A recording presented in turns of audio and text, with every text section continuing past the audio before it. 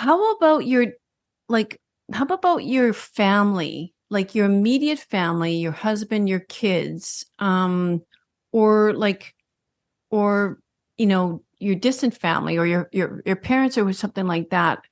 Did you have a strong support system there, or did they, was it really difficult where they were wavering, and how was it for you? I don't know that I would say it was a support system, but it wasn't like they were encouraging me and they're like, you should keep going. You can do this. You got this. It was not that. No. But it was also not, you shouldn't do this. This is a terrible idea. Like it wasn't that. It was kind of in the middle of like, oh, she's doing her thing and we don't get it. Let's just let her do her thing and figure it out. So I was kind of floating around by myself trying to figure it out. And that's when I started to hire mentors and mentors and mentors to have the support. So I was like, I can't do it myself. Mhm. But my family and like Richard and everyone, like, they don't know what the heck I'm doing. Like to this day, they're still just like, are you okay? Is your business okay? I'm like, you really have no idea, do you? Like they really do not understand it. And I just accepted a while ago. I was just like, they don't need to. They don't need No. to understand it. Like I have mentors. Like they get it. I have my own peers. They get it. Like they support me. Like I don't need that from my family. I like my mom is just, she congratulates me when she sees my post sometimes. Like, I saw your post. I saw your celebration. That's amazing. I'm so proud of you. That's it. We do not discuss it any further. They don't get it. They don't want to get it. And Yeah. that's why I have my support system outside of that.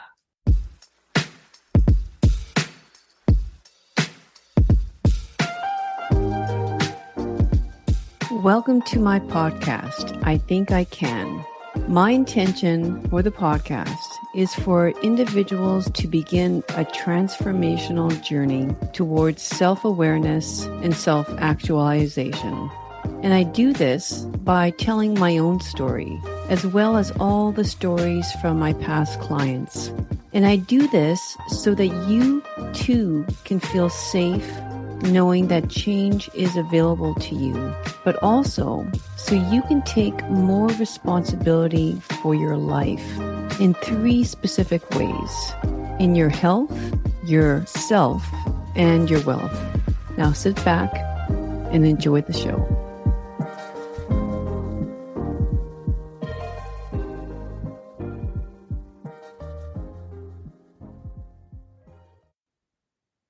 Hey, just a quick program interruption to remind you of 2 of my upcoming programs. Before You Tie the Knot is all about making the decision to get married and some very important topics that should be discussed before you make that decision. Now, that one is on early bird pricing right now, which ends October 13th, midnight. So Friday the 13th. Grab it while you can. It's going to be a fantastic program. I don't know how many hours it's going to be yet. All I want to make sure is that I'm going to cover any important topics that I feel are necessary to discuss. And I'm opening up questions and an answer period as well for you. And then another one my newest program, which I actually haven't announced on social media yet, is called Love the One You're With. So no guess there what that's all about. It's basically stop looking on the other side of the fence and thinking that the grass is greener on the other side. Building a solid relationship is actually not as difficult as you think it is, and we can always repair broken relationships. I'm not saying that's for every single relationship, but I think we tend to think that there's no hope quite often when I don't believe that's the case. All right. And with that, enjoy the show. So welcome everyone back to I Think I Can podcast. And I always have somebody special, but particularly close to my heart. It's a mentor of my own. Her name is Cassie Howard.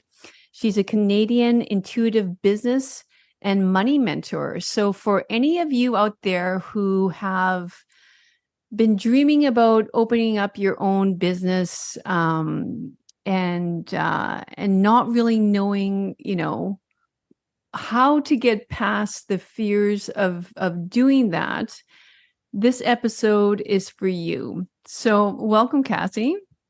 Thank you for having me. Okay, so let's get down to it. Cassie, why do you think women aren't,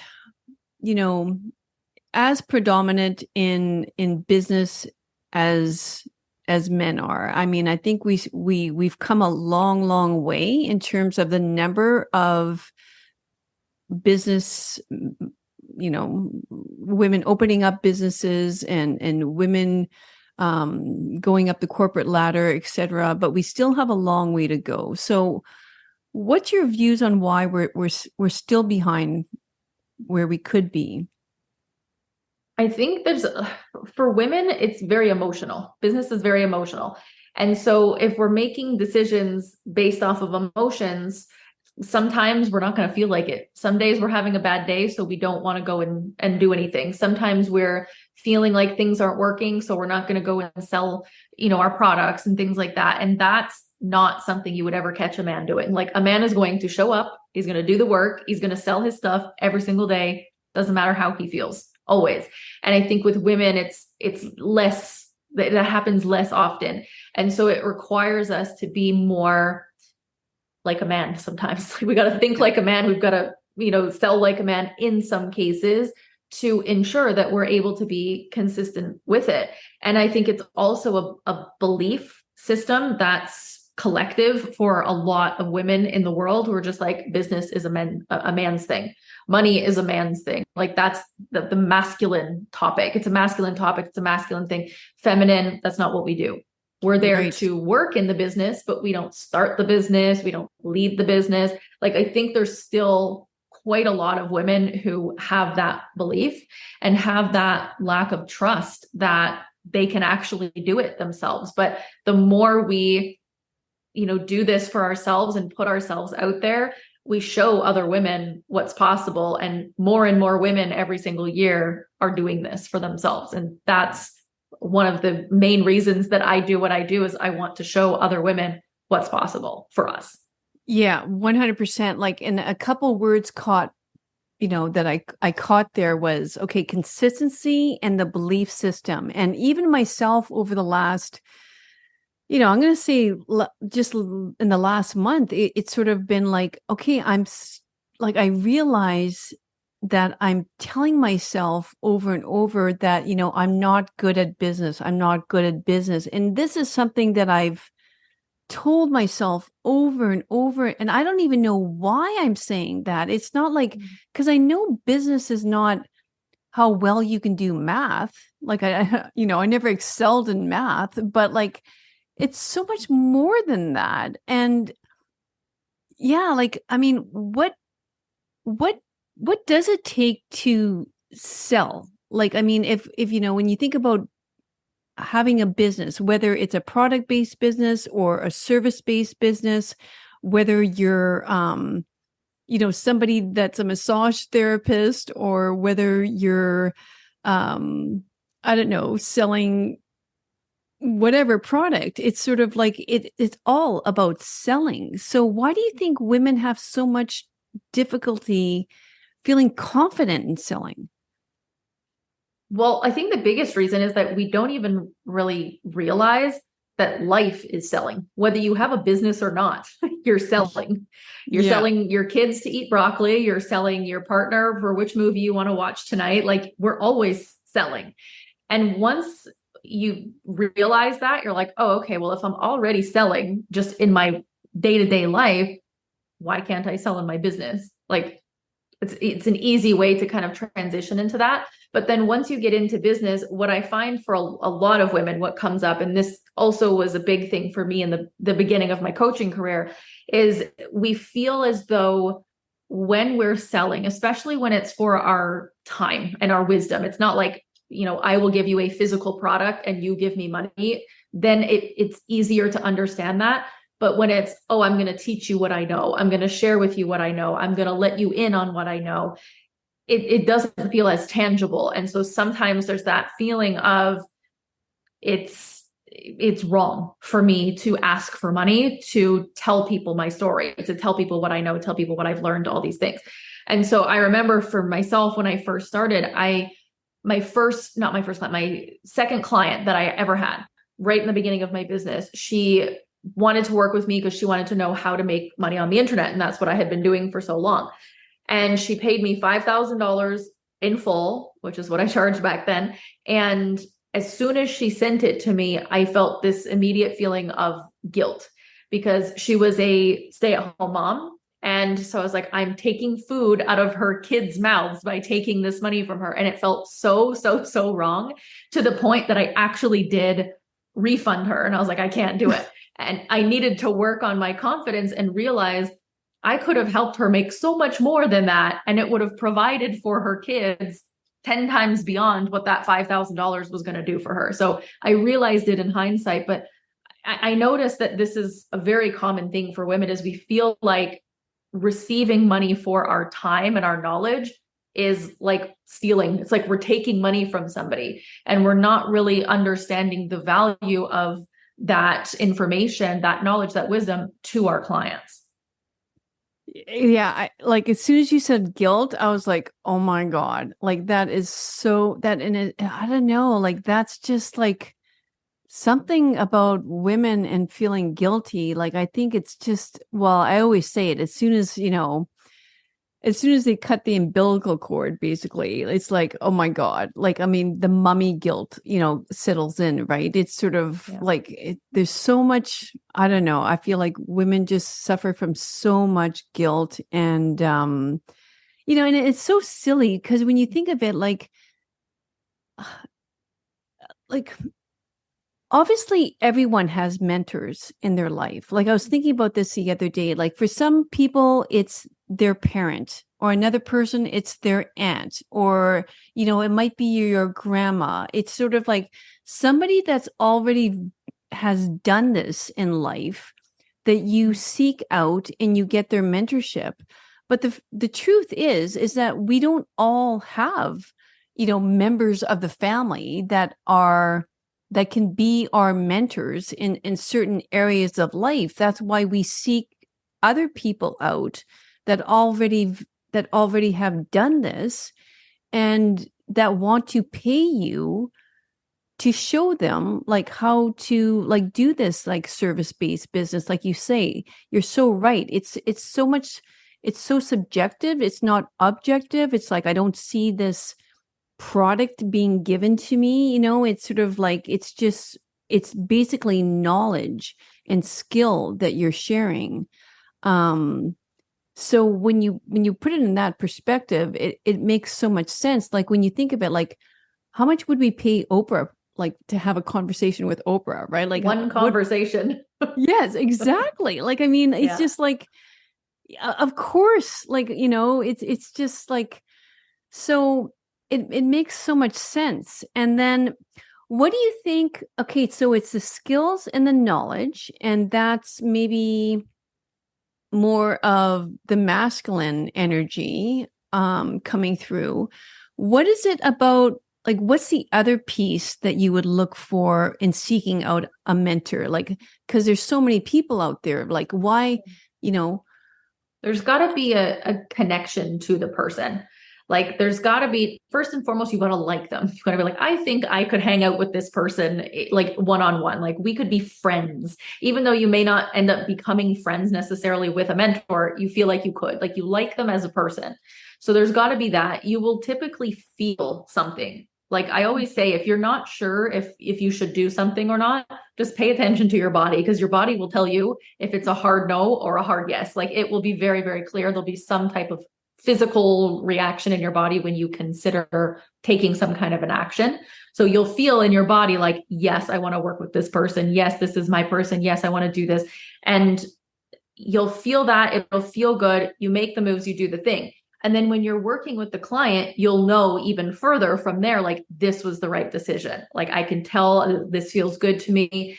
And I think you really want to look at the person and their values, what their values are, what their standards are, what they're here to do in the world. Like, it's not even so much I like this and or I like them and they seem to be a fun person that I'd like to hang around.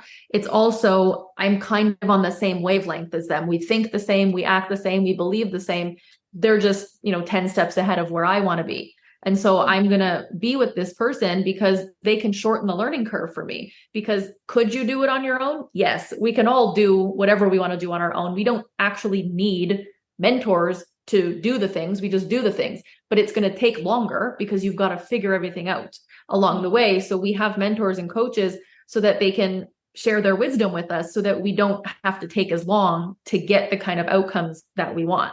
So we've got to notice how we feel with the person, understand what their values are, what their beliefs are, all these different things to make sure there's some type of a resonance there. And then that's how you know this is my person. Right. And like, I remember when I one of the first things I purchased from you was an audio describing how you, you decided on your mentor and you paid your mentor and you sent the money and then like you basically cried after that because, it was such a scary thing for you to do. And everybody, who's considering hiring a coach or a mentor, you're going to realize this. It's sort of like, even though the connection is there, even though you knew she was the one for various different reasons, it was still bloody scary to make that decision and, and not turn back. Right. But like, describe. And I mean, when I heard that, it was sort of like, oh my God, like I can relate to that. I can so relate to that. Like you're actually a human being. That's what I mean about connection. It's like you're not a robot. And it's like, or it's not like you have this, like, the skill of just like, oh my God, this is so easy. I'm just going to sign up and everything I do is just so incredibly easy in my life. And there's all flow and butterflies and rainbows all around me sort of thing. It's like, no, damn it. Like I struggled so hard. I worked so hard and like, and yeah. So if you want to speak on that a little bit more, how, there's all about like, you need to do the hard things, people are afraid of hard work. And I think it's not even so much that they're afraid of hard work. I think we've been conditioned to believe that hard work is unnecessary. Like the amount of content that I see on a daily basis that says like, it gets to be easy and the struggle is not required and you don't have to sacrifice and all of this. And it just is so like cringeworthy to me. Like, I'm like, that is so delusional. Incorrect. Yeah, it's so incorrect. And there's absolutely going to be times where you're just like, wow, this is so freaking easy. Like, yes, of course, you're going to have those moments and you're going to get to a point where you don't have to struggle or sacrifice as much, but it still happens. It's life. Like, of course it's going to happen. And there's going to be hard moments as you grow. I've found that the more successful I am, the more problems I have, the more fires I have to put out. Like, it doesn't get easier. It's easier to deal with money problems. Sure. Because I have more money. It's easier to deal with, let's say, tech issues or whatever, because I have a team who can help me. So it's easier in that sense, but it's still hard. It's still a problem. It's still sacrifices. It still struggles from time to time. And this is why mentorship is so important. So that when you have somebody who's always there, that when you are going through something, there's somebody there who has your back and who can support you. It's so much easier, but not easy, but easier to go through the hard times when you have support compared to when you're just doing it alone. But you've got to do the hard things. And especially for those who are new to business, it's way harder because you have to invest a lot more time, a lot more energy in building your business. It's not about maintaining it anymore or growing it anymore, which doesn't require as much effort as building it from the ground up. But when you're building it from the ground up, it's hard. It's really freaking hard. Yeah, I think Thank you for saying that, because 100%, like it's just like, I just think it's more like seasons, there's different levels of difficulty. Like there's different, there's different fires to put out. It's just, I mean, like you can almost equate it to having children, right? Like as a mom yourself, it's sort of like there's the baby years, and some people love those years, and some people hate the teenage years. But like, I know for myself, I really love the teenage years. I wasn't crazy about the baby years. And I'm going to fully admit that. Like, I mean, there's certain things I loved about the baby years, but like, for the most part, like I love an independent human being in the house. Same. And yeah. Yeah. So, I mean, it's just like, but then there's different things that come up with them being a teenager, that aren't sexy at all either, and not great. Yeah. So, and then, yeah, and just like having kids, it'll never end. I'm sure once they're adults and moved out of the house and own their house and have their kids, like it's a whole set of other problems that's going to come with that, right? So, yeah.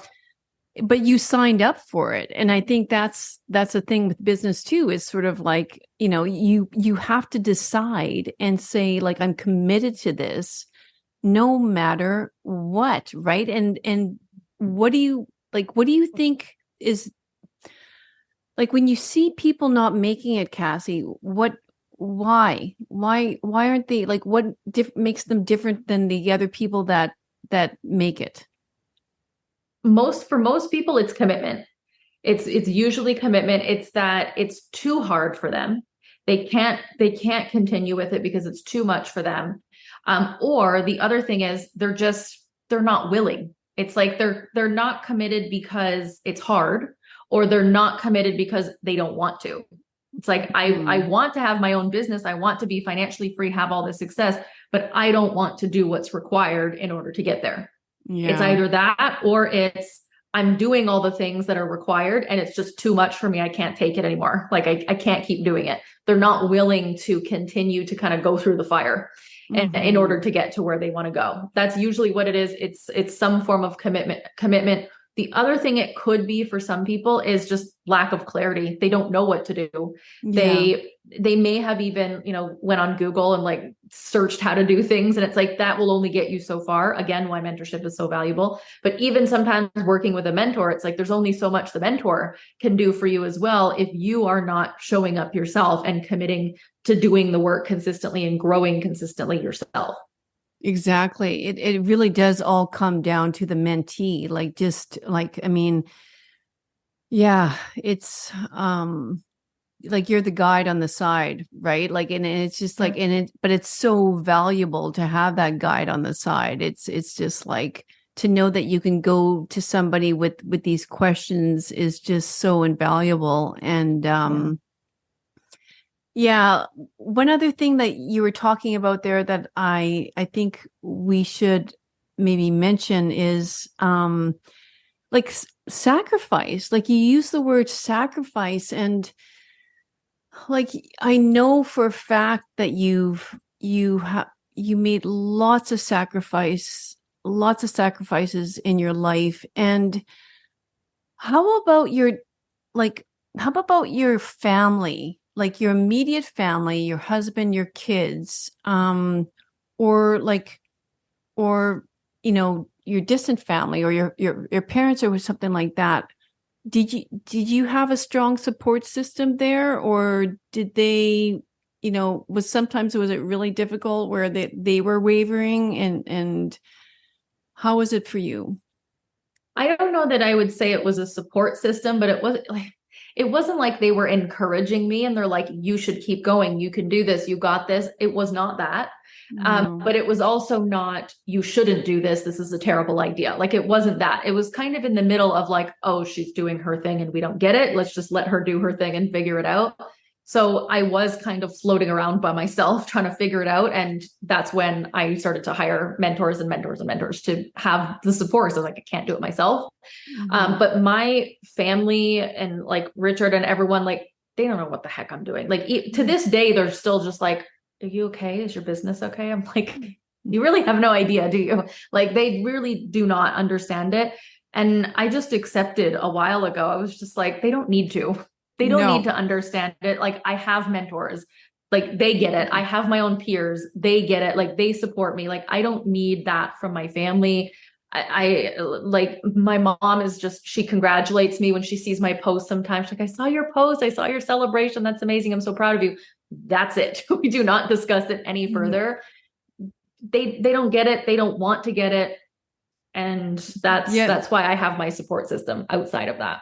But see, like, but that's perfect as well, right? Like, can you imagine having somebody who's always sticking their nose in like in your business, and it's sort of like, you should be doing this way, or like, yeah, like the controlling mom, or I mean, I like your support system. It's like, it's because it's not somebody trying to talk you out of it as well, right? Like that's huge. At this point, earlier on, I remember, I don't know if it was Richard or not. I don't think he did, but my parents, they were just like, are you sure this is a good idea? I remember when I told my mom that or my dad that I'd hired my first coach, and it was like $6,000, which at the time was a lot of freaking money for me. And he was like, oh, you just got scammed. You totally just got scammed. The whole like scam, so much fear. Exactly. Like it was totally scam. And that was kind of my sign right there, where I was like, maybe I just don't tell them everything. Like, let me just do my own thing, and I'll just invite them in on the things that I feel like would make sense. But they'll never understand. Even now, knowing what I pay for mentorship, like $500,000 a year, they're just like, why? I'm like, I'm not even going to try to explain this, because it will not make sense if you're not also in this. Like, it doesn't make sense to people outside of this industry. Yeah, exactly. And it would be the same. Like, it's not like you're looking over Richard's shoulder, like saying, exactly, you sure you got this? Like, yeah. And then hiring the right people too, like your bookkeepers, accountants, and all that stuff is so important, right? It's like, having a really solid team behind you is so. I don't think it's necessary in the beginning. Having maybe like an assistant, definitely an accountant, somebody who can help you with that. But as far as like a full-on team, you don't need that in the beginning stages of your business. There's nothing for your team to do. You're just building. No. And like, kind of going back to like, who is Cassie though? Like, I mean, it's sort of like, what is it like? Do you feel like you were born like with this? Because I'm going to say, like, I mean, I know for a fact you have what it takes to build a business that you have created. Like, was this always something like little Cassie at 7-year-old, like just like she had a dream, she had, a desire? Not to do what I'm doing. I could never have imagined, although I did always say I wanted to be a teacher when I grew up. Okay. But I didn't realize it'd be this kind of teaching. But I knew that I was going to be independent and I was going to be wealthy. That was my main thing. I was like, I don't want to ever have to rely on anyone else to provide for me. Like, I want to be able to be so financially abundant that I can do and have anything I want in my life. Like, I knew that from a very young age. I just didn't know when or how I was going to get there. Okay, interesting. So, independent, like, so that's important for you. That was something always important for you? Yes. Yeah. Okay. Yeah. Do you know where that came from? Like, I think that came from my mom, because my mom was like that, because my parents got divorced when I was really young. Okay. And so my mom and my dad kind of just disappeared for quite a while, like years. And so my mom was fully taking care of us and taking care of the house and the animals. And she had like 3 full-time jobs. And so I saw that in her. And of course, I never wanted to have that kind of life where I had to work that much and provide solely by myself, but I wanted to know that I could. So that's why when I was so young, I started to make money. I was like, I want to have a business. I want to make my own money, because I want to get to my mom's age and have so much money that if I choose not to work, I don't have to. Yeah. So, okay. And would you say that,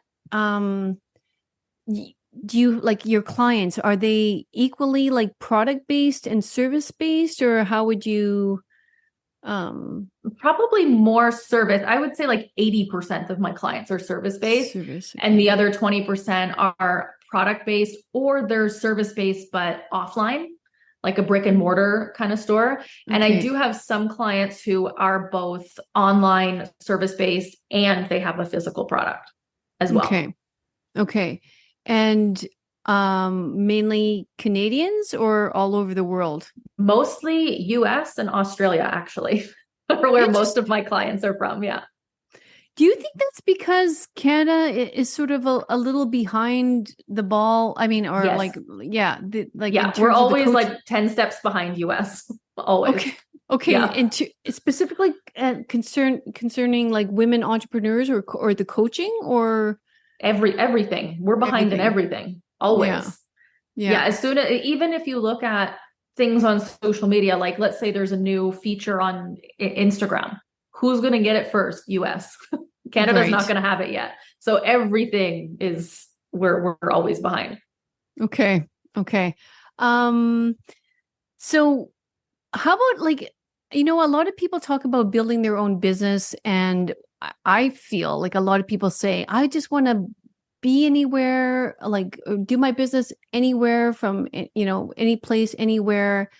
But I don't see you as sort of like a traveling Mm-mm. type. No. Okay. Mm-mm. So why I is like to that? be Why right not that? here on my couch in my house. I don't like to travel very much. I'm just a homebody. When I travel, I travel, like I go all out and it's amazing, but I really do I like being home, but I also just like being in my city. Like if I am going to go somewhere, I'll usually go to an Airbnb in the city, or I'll go like outside of the city to like, cottage country, but I don't go too far from home personally. I like being home. Same. And I don't know, like sometimes like I know your mentor is definitely not like that. So what do you Mm-mm. think about, and which is really intrigues me, and I'm actually interviewing her tomorrow. So and it's something I'm going to talk about. But so what do you think about, like, I mean, they often talk about, routine, or the five top like rituals that like all successful people do. Would you say that like routine has helped you a lot? Yes, for sure. But it's not like these are the exact things that every successful person does. I think that's ridiculous. But we all do have routines, yes, for Yeah. sure. Yeah. And what And would you say habits. some of the ones that are basically non-negotiable for you, in terms of definitely feel like it's contributed to your practice, your profession? Well, for business specifically, it's that my consistency with visibility, like Yeah. always being visible, like that for sure. Every single day, content sales visibility every day. Showing up Um, every single day. every single day, no matter what. Even if it's just like I took a picture and I posted on Instagram, it's going to take me 15 seconds. Like there's Yeah. zero excuses for me to Yeah. not show up personally. And outside of that, it's also like giving myself time and space. So I need to have alone time as much Yeah. as humanly possible. I need to be alone with my thoughts. Yeah. I need to be with me. Like Yeah. that is important every single day. This is why I get up so early in the morning at the like ungodly hour of like 4 a.m. sometimes. Oh God. I need like 2+ hours alone. And if anyone even dares to look in my direction, it's not met with very pleasant reaction. So I need to have that. That's important for me. I need to have like wind down time at the end of the day where again, like I'm either with family or I'm doing something by myself, but I need to disassociate from business and all that. I need to also write a lot. I do a lot of writing, whether it's journaling or creating content. I need to get the words out of my head onto the screen or onto paper to process what's coming up. Trying to think in terms of routines. That's my main stuff, at least for the daily. Same. No, yeah. Well, yeah, go figure, like, I mean, So totally. Yeah. I remember, you know what, like just like a quick memory, like when my kids had like become a little bit more independent, yours are still under the age of 10. Is that? One is 11 and one's 14. Okay. Okay. They're older than I thought. Okay. So yeah, they're totally independent, and then we got a puppy. So like I was loving my life. I was up early, and Cassie, like 15 years ago, I was same thing, 4:30. It's just like I'm bright. Like I don't need any more sleep. But then we got a puppy, and then I would be like, okay, now my morning routine was like ended because all of a sudden this puppy was around me, like at my desk, and it's sort of like, oh my God, here we go again. So, but anyway, that's why we won't get a puppy again. We had a puppy once. We're like, no more puppies. They're worse than babies. We will get full grown dogs only. Okay. I know you're a cat lover. Do you have dogs now too? We will when we move. That was the plan when we move, but not currently. But we have 3 cats right now. Well, that's enough. And cats are super independent, which is why I love cats. Exactly. But I almost feel almost too much. It's sort of like maybe you want to like cuddle with them and they're like, oh yeah, that's the worst. No, they're not interested in snuggling with me whatsoever. Exactly. Okay. So there's give and take. Yeah, no. Okay. That's very helpful. So I know you get this question a lot, but like just sort of, but I know that anybody who's sort of a young entrepreneur is very curious. But like looking back where you're just starting your business and you're just trying to like you're around the 5K per month or something like that. And yeah, and like what's the number one thing you would tell somebody who's just at that place where they're scared, they're not sure if it's the right thing for them. Do they stick with their 9 to 5? Do they go out on their own? And what would you suggest to them? It really depends on the person and their unique situation. But for most people, I would say if they have a job, keep the job. Unless you have copious amounts of money to just, you can take that time away from that job that you have to focus on the business full time. But if you don't, and you need that money that your job is providing you, it's just going to create so much extra pressure and stress when you're building your business, and you'll be building it from a place of need as opposed to a place of desire. And it's not going to create the same kind of outcomes that you want. So I would say to actually keep the job, have the consistent money come in so you don't have to stress about money, because in the beginning of your business, you don't typically make a lot of money anyway, because you're kind of putting down the building blocks. It's like building a house. You're putting down the foundation. You're not living in the house yet. You can't live off the house or in the house. You're building it. So have the job and build the business. Prioritize your content, sales, visibility. This is what I say to every single person, no matter what stage of business that they're at. It's always content, sales, visibility. You need to be consistent with all 3 of those.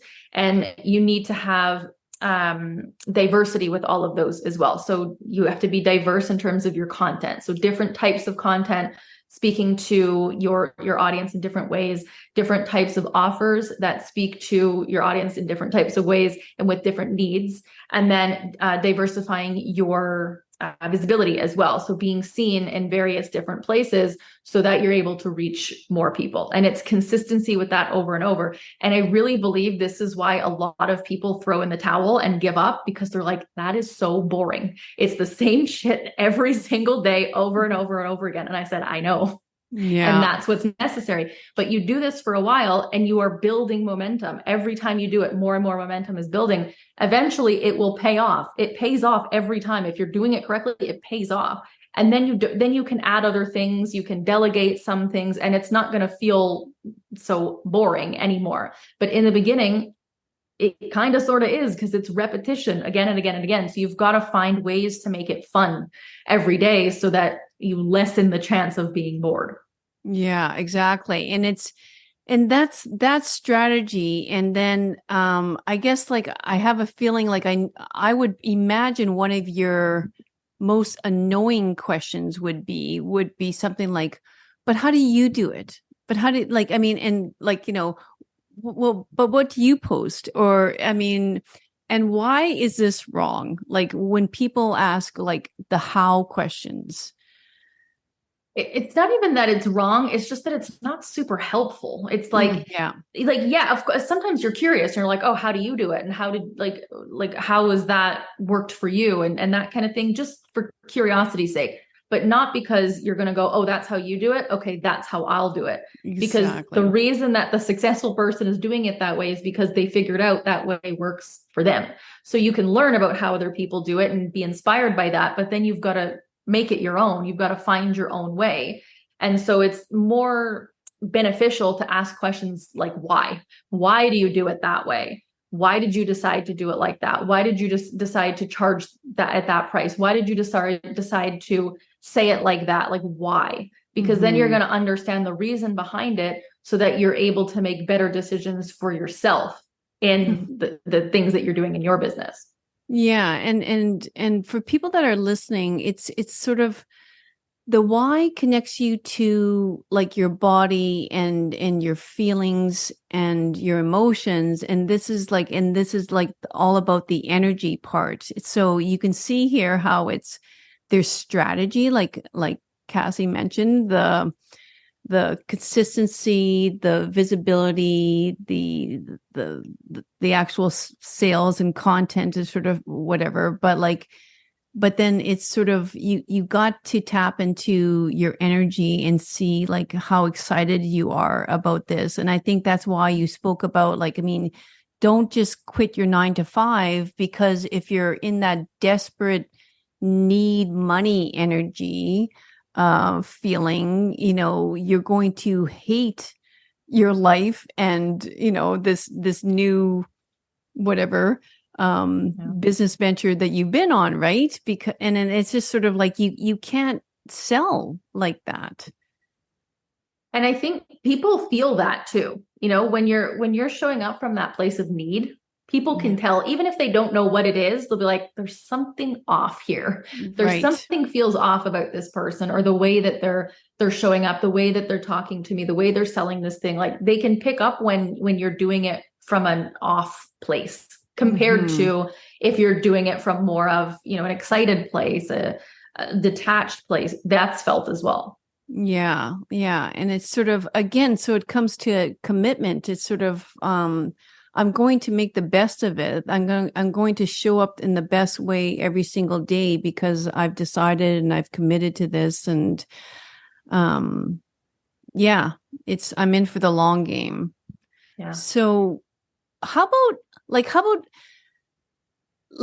in terms of your partnership, your husband and stuff like that, like, would you say that, I mean, he had to sacrifice as well? I mean, you definitely had to sacrifice. How did that all work? Was it all easy? No, definitely not easy. Anything but. Like the sacrifice that I sacrificed a ton for sure. The main thing that he had to sacrifice in order to support me was time.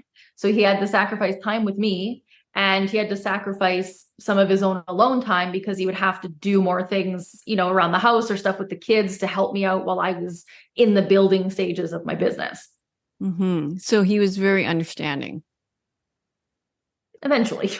Eventually. In the beginning, not so much, because he's a very practical, analytical person. So he's like, okay, you do this thing, you get this outcome, but you've been doing this thing and you're not getting this outcome. So in the beginning, he didn't see the value of me doing the things I was doing, which I understood, but I saw the value and I was like, I needed to just trust me. So eventually it started to work in the sense that there was money coming in, the business was growing. Then he was a bit more like, oh, okay, I see. I understand now.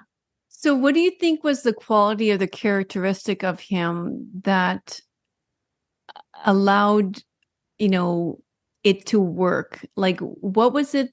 Like, what did he see in you that you think was like, okay, he's a little bit worried, but there's something about you that he knew and that carried him through? I'd have to ask him that. I think that the thing that really pops into my head when you ask that is the word persistence, which is always something that I would describe myself as. Somebody who's very persistent. So he probably just recognized that, where it's like she's the kind of person who just does it until she gets what she wants.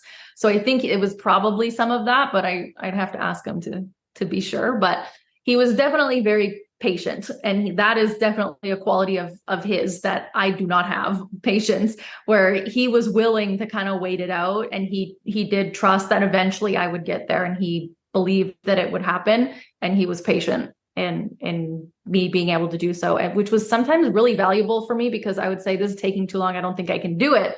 And he'd be like, it's just taking a long time, that's all, it doesn't mean you can't do it. And so like he would actually help me to become more patient. That's perfect. And I think, and I was also going to say, like, I mean, you use the word persistent, and I know, like myself, it's sort of, if my husband had to choose a word, I think he would say determined, like, because he has seen you in other areas of your life that I think you probably just, he knows you, and no matter what he says, it's going to go nowhere, and so he just allowed you to do your thing, and it definitely paid off, because I think, you're able to have the family that you have right now, and the situation that you have because of all that persistence and hard work, and and his patience. And isn't it amazing how, like, two people come together, they have their own specific skills and characteristics, and how that just all kind of works out. And there's things about you that he doesn't, that you have and he doesn't, and it's a good balance. Yeah, exactly. It comes down to balance. So are you into some rapid fire questions that I could maybe ask you? Sure. I wrote down a few. Are you reading a book currently?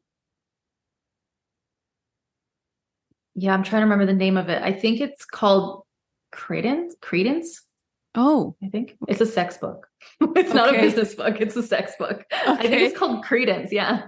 Okay. So, well, and so are you a reader, or is it audio? No, it's reading. Yeah, definitely. I like a book too. I don't like an audio book. I don't like an ebook. I don't like whatever that is called. Is it ebook? Audible? No, that's Audible. Written. Is it Audible? Yeah. Okay. Yeah, no, I'm not interested in that. I want an actual book in my hands.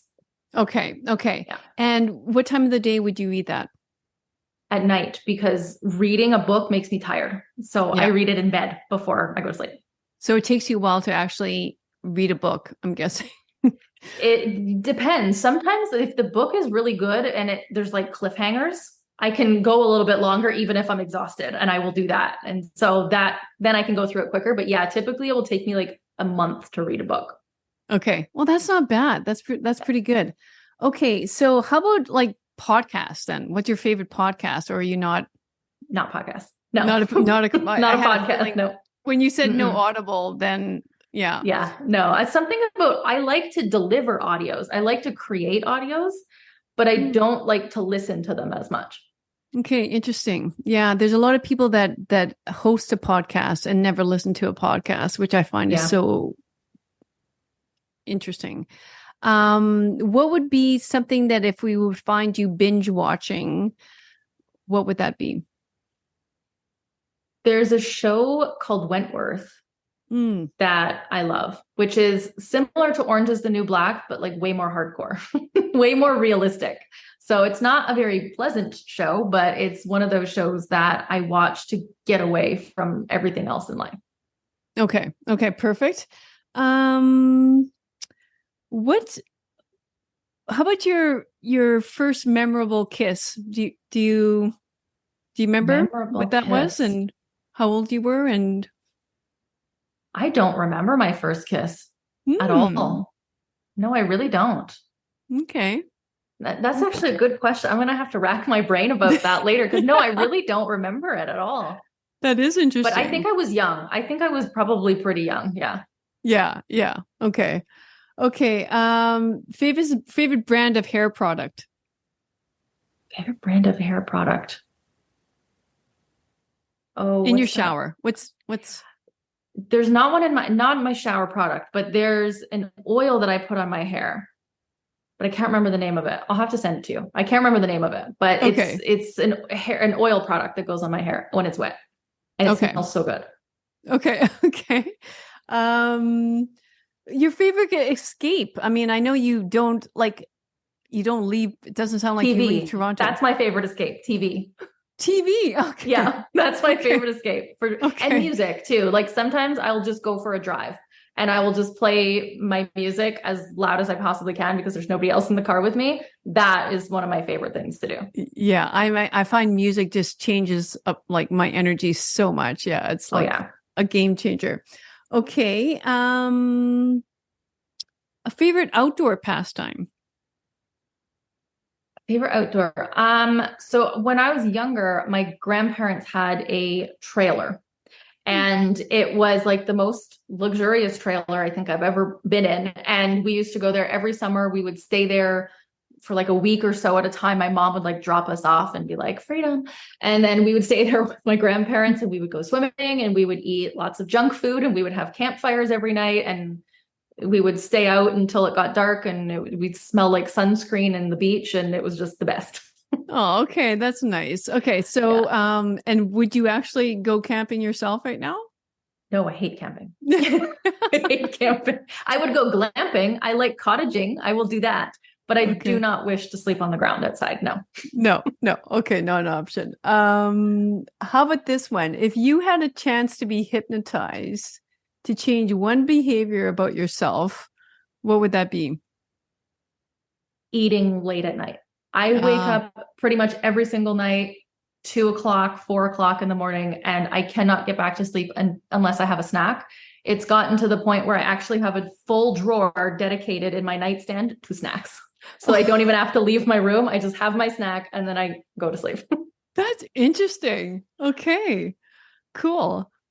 All right. Well, is there anything else? I think we should need to wrap it up, but is there anything else that you feel people need to hear about yourself, business, anything in life? Well, the thing that is coming to me when you ask that is, I think it really just comes down to knowing yourself. And once you know who you are and you know what you want, it's like forward momentum, like go get what you want because nobody's going to just hand it to you.